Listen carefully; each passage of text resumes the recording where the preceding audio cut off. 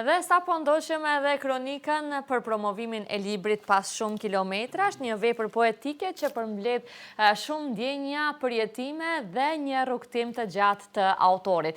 Për të folur dhe për të diskutuar se si ka qenë promovimi edhe pse ne pam një atmosferë mbreslënse, por sigurisht edhe për të folur edhe për procesin e krijimit të këtij librit, sot në studio me mua do më shoqëroj Emra Bilali. Përshëndetje dhe mirë se na erdhe, Emra. Përshëndetje, Aida, të falenderoj shumë për ftesën, është kënaqësi dhe privilegj të ndaj këtë paraditë me juve dhe me gjithë audiencën e televizionit shtetëror, programin e gjuhën shqipe. Ju përgëzoj juve si moderatore dhe gjithë stafin realizues të këtij emisioni të ritmi i ditës në mëngjes. Është kënaqësi me vërtet. Edhe bashkë me juve dhe me telespektatorët, një kafe me neve, një lang portokalli afër kështu me radhë. Saktë, për gjithë ata që ndoshta dhe përgatiten për në punë, do që tjetë, do shoqërohemi bashkë nëpërmjet ekranit të TVM2 për të kuptuar se çfarë ngërthen në vete në fakt libri Pas shumë kilometrash, libër ky me poezi të përmbledhura nga veti. Ne pam atmosferën breslënse, po e përsëris prapë nga promovimi, po dua të di se ti personalisht si e përjetove këtë promovim. Aida, unë e përcjella atje ku isha ulur, një përmbledhje shumë e bukur, edhe realizatorin e falenderoj shumë. Të them të drejtën, një ndjeshmëri shumë e madhe, sepse ishte një libër që e kisha filluar shumë herët, por nuk është se e pa dritën e botimit. Dhe këtë vit kaloi në Ministrinë e Kulturës edhe u botua. E përjetova shumë mirë në prezencën e familjarëve, në prezencën e miqve, dashamirëve, kolegëve, të gjithë ata të cilët më ka njohur dhe jo vetëm. Një kënaqësi e pashoqe, pra më kanë shoqëruar shumë njerëz të cilët i kam njohur, një atmosferë shumë e mirë, me njerëz shumë dhe padyshim edhe recenzentët prezent, të cilët edhe do t'i diskutojmë brenda minutazhës. Po, unë sa po fillova të shletoj, pash edhe se kush është recenzent, redaktor i librit dhe kështu me radhë, sigurisht e ke gjetur një mbështetje të tejskajshme me këta persona. Nuk do dyshim se recenzent kanë qenë dy, domethënë është profesoresha universitare nga Universiteti Shën Krili dhe Metodi, Fakulteti i Filologjisë Vllazh Zekonski, katedra e gjuhës dhe letërsis shqiptare në Shkup, profesor doktor Ejtene Qamili, që e falenderoj shumë për mbështetjen dhe gjithmonë ka qenë një përkrahës e studentëve, e në veçanti vazhdoj unë të jem studenti profesoreshës, sepse në një forme, padyshim po, që kemi mbaruar të njëjtin drejtim. Një mbështetëse shumë e madhe studentëve, lirisht mund të them një mentore edhe shpirtërore, po asaj edhe profesionale. Gjithashtu është recenzenti i dytë është këshilltari shkencor në Institutin e Trashëgimisë Shpirtërore dhe Kulturore të Shqiptarëve në Shkup, profesor doktor Serdel Demiri. Gjithashtu një njeri shumë i cili më ka ndihmuar gjatë procesit të librit, recenzimin e librit dhe gjithë këshilla që është munduar të më japë brenda kësaj kohe. Nuk do mend se duhet falenderuar këtu edhe profesor doktor Sunaj Rajmin, kryetari i klubit të shkrimtarëve Johana Karadakut në qytetin e Kumanovës, një promotor të vlerave, padyshim, dhe gjithë kryesinë e klubit, duke falenderuar gjithashtu edhe nënkryetarin, profesorin dhe poetin Selajdin Shabani dhe profesorin e gjuhës shqipe Burhanedin Xhemaili. Pas shumë kilometrash, ky titull zgjon shumë kurreshtje. Realisht, unë këtë titull e kam shpjeguar brenda në libër, por për teleshikuesit e për juve, për të gjithë ata që po na ndjekin në këto momente, është një titull të cilin e kam vendosur, pra këtë libër kam vendosur ta titulloj sepse është një trashëgimi fjalësh nga shkrimtari Ismail Kadare, gjeniu i letrave shqipe, një takim i cili ndodhi në vitin 2016 në një orë letrare në kullën Sky Tower ose kulla rrotulluese në Tiranë. Sa po disha të ndërlidhen, po do flasim, e kemi këtu edhe fotografit. Patjetër, kemi edhe fotografit, po. Është një poezi të cilën unë e kisha lënë pa titulluar dhe që kisha vendosur t'ja dedikoj shkrimtarit Ismail Kadare, me padyshim që ai e pranoi shumë mirë pavarësisht artit tonë. Por ai e pranoi me shumë admirim dhe përpara se ta pranonte kërkoi që unë ta interpretoj. Dhe natyrisht para një shkrimtari shumë të madh gjithmonë janë prezente edhe emocionet edhe si do të dalë, si do ta pranoj kështu me radhë. Por ishte një pikpyetje se pse është poezia pa titull dhe në librin të cilën unë marr në nënshkrimet dhe autografet nga njerëz të arritur, ai kishte shkruar një fjali shumë të bukur. Pas shumë kilometrash, vjen një student nga larg për ta vizituar një shkrimtar. Dhe kur marr atë fletorën, shoh një fjali shumë e bukur, pas shumë kilometrash. Edhe thash, përse nuk e vendosi? Pastaj mora leje sigurisht nga shkrimtari. Biles me rekomandimin e atij tha, nëse ndonjëherë ti do të botosh, do të bësh një përmbledhje poezish, atëherë tha, mendoj që duhesh këtë titull ta vendosësh. Kështu që kjo është pak a shumë historia sepse është ky titull, sepse ky titull ka një peshë dhe një rëndësi shumë të madhe, jo vetëm si përmbledhje poezish, por edhe në aspekt dhe në botkuptimin tim shpirtëror. Aty përmbledhen shumë momente, sepse ne pas shumë kilometrave mbrim dikum, pas shumë kilometrave ja arrim një qëllimit, pas shumë kilometrave... Është një diapazon i gjerë pastaj me këtë fjali. Absolutisht, po. Do më thonë, kjo fjali ngërthen më vete të gjitha këto që i përmenda paraprakisht. Qartë. Këto poezi, ka muaj, vite që janë përmbledhur, ose? Vite. Vite janë etapa të ndryshme, do me thonë libri përmban në 6 cikle, është ndarë në 6 cikle, në kapituj, po, do me thonë është me motiv filozofik, patriotik, shoqëror, social, portretial, sepse ka disa poezi të cilet i kam dedikuar shkrimtarit Ismail Kadarit të përmbledhur në epitet, dhe janë momente, janë kujtime, janë poezi të cilat i kam shkruar fenomeneve të ndryshme, janë momente të them nga jeta e kështu me radhë, janë reflektime shpirtërore. Që do të thotë tematika të ndryshme të përmbledhura, por gjithmonë reflektime shpirtërore nga ajo brendësia jote që ka ardhur, kuptohet. Krejtësisht ashtu. Si u mirëprit? Cilat kanë qenë ato komentet, ndoshta që të kanë dhënë më shumë vëmendje? Jam shumë i lumtur për një fakt sepse e gjithë masa intelektuale prezentoi në promovimin e librit dhe jo vetëm, janë 2-3 profesorat e parë të cilat ma kanë kërkuar librin edhe pse nuk ishin prezent. Biles njërin që dua ta përmendi edhe publikisht është profesori Ardian Ramadani, i cili u nis për në Francë, për në Francë, dhe më tha që Emra patjetër do të marrë librin dhe të shkoj. E kishte lexuar dhe reflektoi, më komentoi, kështu që e vlerësoj sepse gjithashtu pastaj edhe disa profesorë të tjerë e kërkuan, edhe kjo është një kënaqësi shumë e madhe, Aida, kur reflektojnë shtresa intelektuale, pra njerëzit të cilët e njohin artin, e njohin të bukurën, janë thelluar në brendinë e asaj, dhe jo detyrimisht vetëm shtresa intelektuale, por kjo më bëri shumë përshtypje kur njerëzit e dijes kjo të jep dhe më le të kuptoj që ata leximi është pjesë përbërëse në jetën e tyre.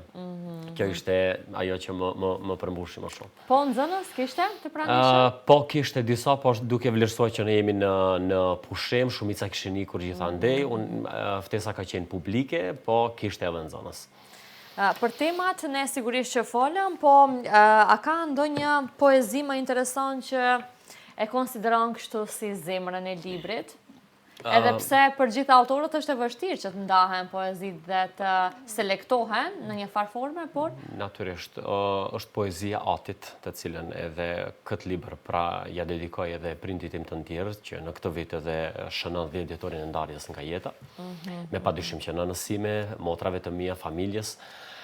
Poezia të cilën edhe vete kam emruar librin pas shumë kilometrash, ajo ka një rëndësi shumë të madhe edhe për kilometrazhën e mendimit, edhe për kilometrazhën të them në aspektin shpirtëror, dhe padyshim që ka edhe poezi të tjera, sidomos ato me motiv filozofik, është poezia Kromozom, është poezia Gjysma asaj që nuk jemi. Pra ka disa poezi që në kujtes tani më vinë këto. Kur s'ke kohë të kesh kohë, qëfar titulli? Se zakonisht ne jemi të pa kohë, kështu që edhe kjo poezi merr vendin e saj. Unë do doja që të lexojmë ndonjërin, por nuk e di sa do jem unë e mirë për të lexuar. Lutem, është kënaqësi ta ndëgjoj nga të tjerët, patjetër. Unë dëshiroj ta lexoj. Patjetër, pse jo? Hajt me që kjo më ranë sy ky titull. Kur s'ke kohë të kesh kohë. Iken shumë gjëra si fluska dëbore, e manushaqe në erërat e lehta. Njeriu në kohë, i zën me kohën. S'ka kohë të ketë kohë. Kur koha na jep të qenit, a i vetë prej kohës. Koha nuk i jep mundësin të njihet me kohën. S'do të kesh kohë, kur s'gjen kohë, të kesh kohë. Kuptim plotë. Absolutisht, po, sepse gjithmonë ne arsyetohemi, nuk pata kohë, njeriu kur dëshiron të jetë prezent dikon, kur dëshiron të bëj diçka, kur dëshiron të arrijë një qëllimit, ai gjithmonë mund të gjejë kohë. Pra edhe në atë, të them në atë dinamizmin e madh, edhe në atë si të them atë ngarkesën e madhe, qoftë emocionale, qoftë shpirtërore, qoftë edhe fizike, pse jo. Ai gjen një moment, gjen një kohë. Mjafton krejt sa është i rëndësishëm ai moment për gjithë kohë. Padyshim, është gjithmonë forca e pasionit, e dëshirës që njerëzit i bën të realizueshëm. Po, e sakt. Emra, a mendoni se poezia sot lexohet aq sa duhet, duke ditur që ti je vazhdimisht edhe me nxënëse, ti je edhe profesor dhe mund ta shohësh pak a shumë se sa vërtet lexohet poezia? Pavarësisht se ne gjithmonë jemi kritik ndaj leximit, edhe pse ajo e ka marrë atë zbehjen e vet, por unë jam optimist në këtë drejtim, Aida, edhe pse rinia tashmë krejtësisht kanë një dimension ndryshe nga gjeneratat e mëhershme, edhe pse në syt ton ka mundësi që të shihen se ata nuk lexojnë, nuk ndjekin, por ndoshta ata janë më të informuarit se të gjithë, sepse janë më afër teknologjisë, janë më afër edhe pse ndoshta aspekti virtual e ka rrëmbyer njeriu në këtë kohë, jetojmë në një dinamizëm shumë të madh, kur njeriu është shkëputur të themi nga leximi, nga ndjeshmëria, nga emocionet, po them kushtimisht. Shoh që edhe në përditshmëri, edhe në punën të cilën e bëjmë në vazhdimsi, nxënësit janë të interesuar për të lexuar, sidomos letërsinë artistike, pra gjithsesi tonë poezinë. Dhe jo vetëm ne, edhe në grupin letrar, të cilin e kam krijuar në vitin 2018, tashmë 8 vite, janë punë të cilën e realizojmë në vazhdimsi bashkë me kolegët e mi.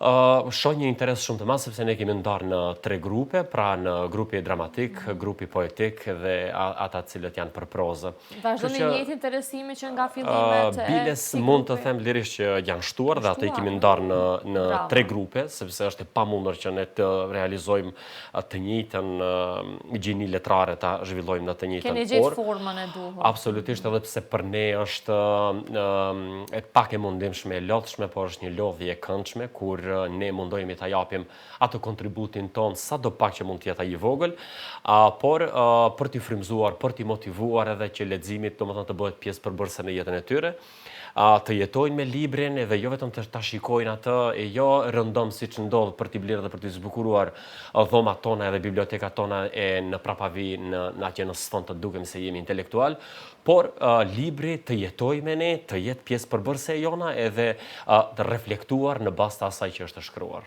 E qartë, po sa mendon se poezia sot është e pavdekshme, Emra, duke ditur që më shumë rrjetet sociale kanë kapluar globalisht, domethënë, jo vetëm të rinjët, por edhe moshat e shtyera këtu mund të themi. Absolutisht, shife, Aida e ka detyrimisht teknologjia i ka imponuar disa gjëra, nuk do të thotë që të gjithë duhet të merren me poezinë ose të gjithë duhet ta lexojnë poezinë, por unë vlerësoj që poezia është një akt shpirtëror para së gjithash. Është një ndjesi shumë e thellë, është një zë i brendshëm, është një intuit që e thirrni, është revelat e zbulesës shpirtërore, do të kisha thënë në këtë formë. Është edhe biles një nga aforizmat e mi të cilët e kam përdorur brenda librit në një nga kapitujt të cilët e kam vendosur, sepse çdo kapitull e ka edhe thënien e vet që i përfaqëson poezitë që janë brenda në kapitull. Mendoj që poezia është arti fjalës, është sublimimi i shpirtit njerëzor, është fjalë e lirë e njeriut e shkrimtarit, është ana më siperane e mendjes së shpirtit dhe e zemrës, edhe mendoj që në këtë dinamizëm, në këtë rrëmuj shumë të madhe, unë kam vendosur të ndalem te poezia, por që u përcjellur edhe të tjerëve. Biles edhe në fund të librit e kemi poezinë të tjera që poezia krijon takim dhe spektakël ndjenja edhe me të tjerët. Padyshim që po. Përderisa vazhdimisht jeni me të rinjat, sigurisht që mendon që ndikon edhe profesori këtu t'ja mbjell më shumë qoftë poezinë apo edhe leximin, Emra? Unë mendoj që ka një ndikim. Absolutisht, sepse ka dikush edhe neve që na ka bërë një shtytje për të marrë, sepse ndoshta ndonjëherë nuk e kemi pas në fokus poezinë ose nuk e kemi pasur në fokus leximin. Dhe jo gjithmonë, jo detyrimisht ne duhet ta përdorim vetëm leximin sikurse ne jemi lexues shumë të mëdhenj, sepse edhe ne kemi kohën tonë, kemi hapësirën tonë, kemi momentet e tona, qofshin ato familjare, qofshin ato profesionale, kështu me radhë, por leximi dhe libri gjithmonë duhet të jetë pranë nesh. Ajo që ju e potencuat, padyshim që duhet secili njeri prej nesh duhet ta ketë një mentor shpirtëror në radhë të parë, pastaj edhe profesional, para për të bërë biseda ndoshta edhe nga më të rëndomtat, por gjithmonë që lidhen me kulturën, që lidhen me edukimin, që lidhen me letërsinë, sepse arsimi, kultura, letërsia, arti janë elita e shpirtit. Ata e mbajnë gjallë njeriu në këmbë, sepse fundja fundit njeriu edhe jeton për të bukurën, edhe për ta interpretuar të bukurën. Ne ku e kemi vëmendjen, ku e kemi fokusin, ashtu edhe mendoj se reflektojmë sipër jetës. Çfarë mendoni se ju i përcillni më tepër nxënësve për te mësimet që keni në përditshmëri, Emra? Është ajo poezia që ju lidh më shumë ti, apo ndonjëherë edhe arti, ashtu siç përmende, edhe letërsia e lashtë? Aida, me letërsi ne nënkuptojmë një lloj i veçantë i artit që ndërtohet me anë të fjalës, dhe unë gjithmonë në parimin tim profesional nuk është vetëm ajo që është materialja të jetë pjesë e njeriut, sepse fundja fundit materialja është shumë relative, mund ta kemi dhe mos ta kemi asnjëherë, ose mund ta kemi shumë më vonë, fitohet përmes punës, përmes angazhimit, përmes sakrificës, na del diçka në jetë dhe mund ta bëjmë të realizueshme. Por ajo shpirtërorja nuk është një gjë që blehet me të holla, sepse ne mund t'i blejmë librat, por nuk mund të blejmë dijen, e ne mund të blejmë shumë gjëra, por nuk mund ta blejmë lumturinë, edhe mund të blejmë shumë vetura e shumë shtëpi, por nuk i blejmë ato vlerat humane dhe sociale që na bëjnë gjërat të cilët e përbëjnë njeriu në jetën e njerëzore. Kështu që unë gjithmonë në fokus nga ajo që është e shkruar në libër, nga gramatika, nga letërsia, me padyshim që ne edhe jemi të thirrur për t'i shpjeguar për nxënësit, por unë gjithmonë më pëlqen të bëj biseda letrare, sepse letërsia e kultivon jetën njerëzore, e kultivon shpirtin e njeriut. Nuk ka gjë më të madhe se kur nxënësit pyesin për fenomene të ndryshme, pse kjo gjë është kështu e pse kjo është kështu, kur ne mundohemi atyre të transmetojmë diçka të bukur e të tregojmë, të zgjojmë atë të paditurën brenda tyre, të zgjojmë atë Big Bangun e madh brenda tyre, sepse unë vlerësoj se sepse secili njeri prej nesh është një bibliotek më vetëm, se atë bibliotek duhet hapur, atë bibliotek duhet lexuar, atë bibliotek duhet shfletuar, duhet ecur, hulumtuar, studiuar, edhe brenda këtij procesi mendoj se ne arrim deri tek një personalitet shumë të madh. Janë ata prindërit të cilët i kanë sjellur fëmijët e tyre te ne për t'ja u dhënë ata më të mirën tonë, na e kanë besuar trurin e fëmijës, na e kanë besuar jetën e atyre, sepse realisht përtej asaj që ju e përmendet, përtej dimensionit e të qenit profesor vetëm në procesin edukativ arsimor, është e pamjaftueshëm gjithmonë. Ne duhet t'i afrojmë ata, duhet t'i duam ata, t'i prekim emocionalisht, sepse një thënie franceze shumë e bukur tani kujtes më erdhi, ka shumë njerëz të cilët më kanë puthur lëkurën, por ka pak njerëz të cilët më kanë puthur shpirtin.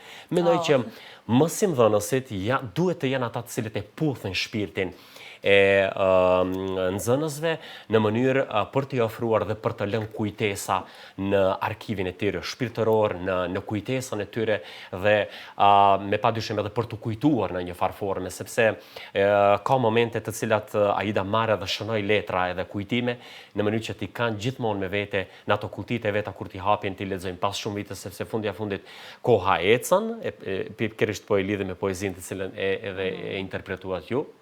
Këto e meritoni një duar të rëkit. Faleminderit.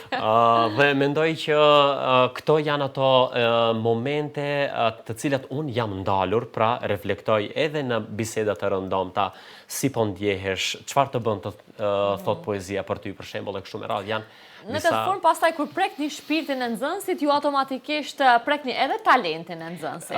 Aty faktikisht ne e provokojmë dhe e nxjerrim talentin. Kështu që përmes kësaj ne kuptojmë edhe dhuntin të cilin ja ka dhënë krijuesi atij, ne kuptojmë edhe talentin të cilin e ka ai që duhet punuar, gdhendur dhe kultivuar në jetë dhe nuk ka gjë më të madhe se ne kur ata i përgatisim edhe i japim në teren, shkojnë marrin pjesë në për gara shkollore, në për gara komunale, regionale, republikane, edhe është një krenari, po them gjithmonë e pashoqje, sepse në këtë drejtim edhe prindërit janë falënderues, janë të plotësuar se fundit kur ata kthehen në shtëpi dhe tregojnë një rezultati mund të jetë pastaj i përbashkët i po themi triadës ose i trinomi që ndodh prindër, arsimtarë dhe nxënës. Është më e rëndësishme që tregon që të jetë i shëndetshëm në këtë rast. Absolutisht. Me që janë pushimet verore, të mungojnë tani nxënësit, ka komunikim mes juve dhe tyre? E fal teknologjisë tash kemi krijuar në grupet tona, shpesh herë kemi edhe ato bisedat tona, sepse unë një herë një javë patjetër e kam që u shkruaj edhe e kemi krijuar këtë relacion, një këshill për që kujtuar ndoshta një moment të bukur, biles shpesh herë ju kam thënë kur ju ndjeheni jo mirë, është mirë që të më shkruani, eventualisht mund të bëj një fjalë pozitive, një këshill e kështu me radhë. Një rast që dua ta potencoj, nxënësia ime Jusra kishte marrë pjesë në një shkollë verore. Më shkroi tha shumë një eksperiencë shumë e bukur, por tha, ajo që ndodh me juve, tha nuk e gjeta atje, kështu që ajo më plotësoi më shumë. Aida beso dhe më frymëzoi që akoma më shumë dhe ndjehem shumë i pamjaftueshëm, ndjehem si të them, pak që kam bërë për ata dhe kjo më dha edhe një fuqi që e gjithë energjinë time pra ta japim për ata sepse vërtet meritojnë. Ju lumt, Emra, ushtofshin profesorët si ti. Faleminderit shumë. Emra, për gjithë ata që sigurisht të kanë njohur, të kanë ndjekur edhe si gazetar, edhe si moderator për vite të tëra në televizionin Alsat, është një eksperiencë e bukur, besoj që nuk do ta harroni. Si e kujtoni, Emra? Çështja e aspektit mediatik, Aida mund të them të gjithmonë ka qenë pjesë e jetës sime, sepse edhe njerëzit të cilët më njohur, edhe paqen gazetari kanë futur në rolin e mysafirit në jetë. Mysafirët të cilët më vinë në shtëpi, kam dëshirë gjithmonë të krijoj një moment zyrtar, kam një kënd ku ulemi edhe diskutojmë edhe bisedojmë. Jam tip i dhuratave, jam tip që duhet i bëj njerëzit ta ndjejnë një moment. E kemi këtu. Do të flasim për atë. Që duhet i bëj njerëzit të ndihen mirë dhe jo, kur e them që të ndihen mirë, jo se unë jam ai shpotimtari, mos të keq kuptohemi, por mendoj se Aida njeriu gjithmonë meriton ta nderojmë, meriton ta respektojmë, meritojnë ta njohim njeriu, t'i japim mundësinë e shprehjes e asaj sepse secili njeri ka për të thënë diçka brenda vetvetes. Kështu që ne si gazetar, si moderator, unë edhe në aspektin profesional kur e kam zhvilluar këtë veprimtari, por edhe në jetën e përditshme, besoj se më mungon shumë dhe mendoj që ka qenë një nga plotësimet më të mëdha të jetës sime që është realizuar edhe ky dimensione që më lejoni ta falenderoj edhe publikisht televizionin Alsat që më dha një mundësi pra për ta realizuar një veprimtari mediatike e kryesisht në sektorin ose në sferën e kulturës të cilën unë e kam admiruar në jetën time. Që të ka flejtur gjithmonë kuptohet dhe aty që e ke gjetur veten.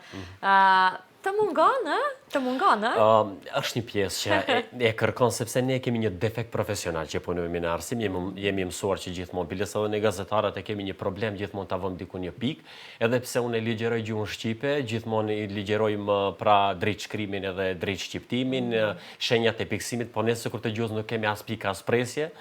Dhe mendoj që është një moment kur edhe kur nuk jam në studio e kërkoj sikur një moment kamere.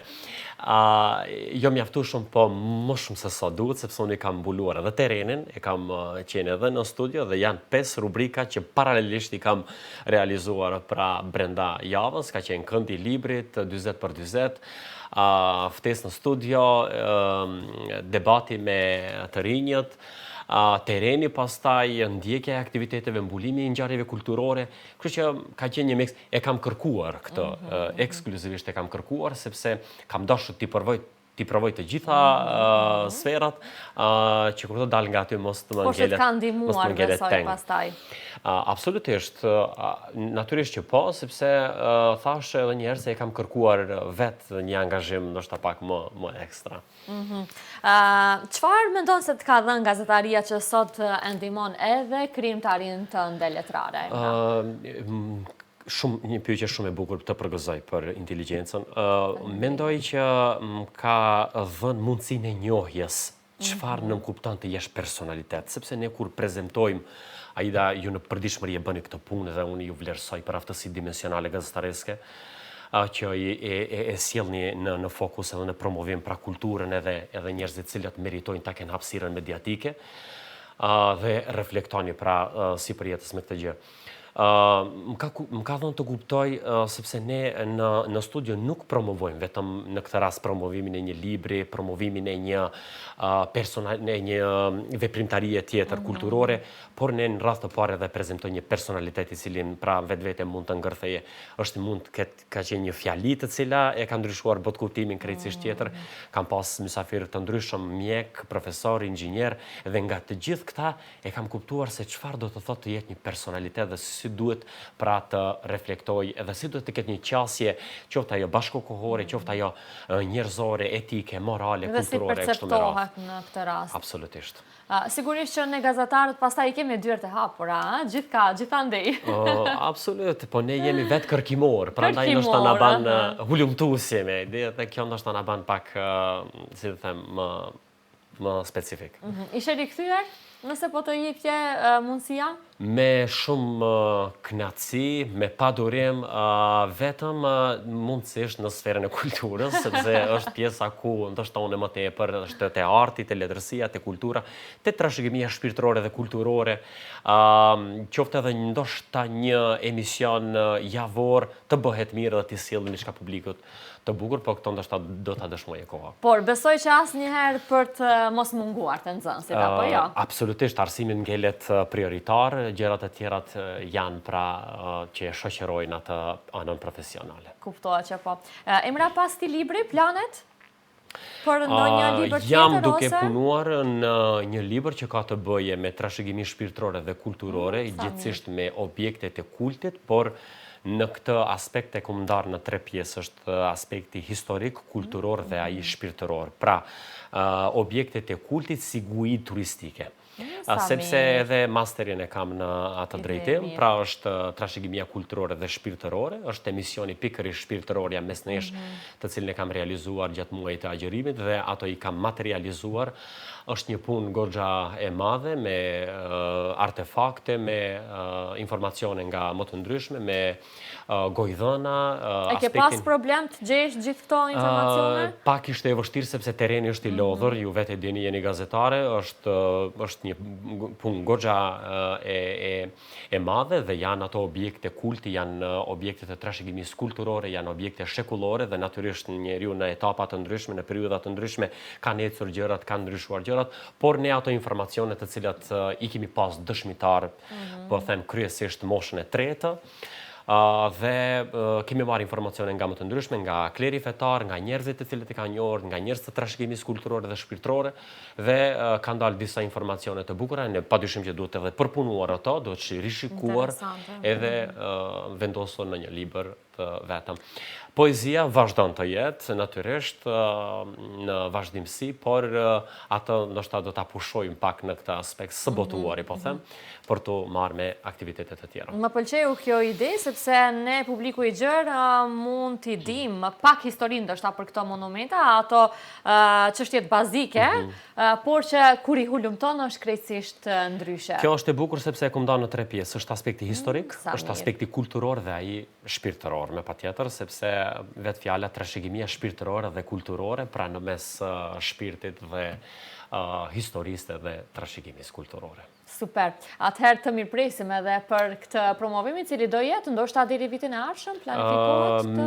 Me shpresë që t'i përfundojmë, sepse unë do jetë temë e masterit. Absolutisht, po, pa e mbrojtur temën e masterit, pra nuk besoj që nuk eshe dritën e votimit, por ajo ka goxha një punë të mirë, sepse atë duhet ta shoqëroj edhe me një ekspozit, me artefaktat e cilat i kam përmbledhur. Pra, si është ajo shprehja e urtë popullore me një rrugë, tre punë të Tre punë. E di që ti nuk re rahat. Më falë që të drejtova te, po nga që jemi meq dhe njemi shumë moti. Emra, unë të falemnderoj jashtëzakonisht shumë që u bëre pjesë e programit. Ishte shumë kënaqësi që ta nisim këtë mëngjes bashkë.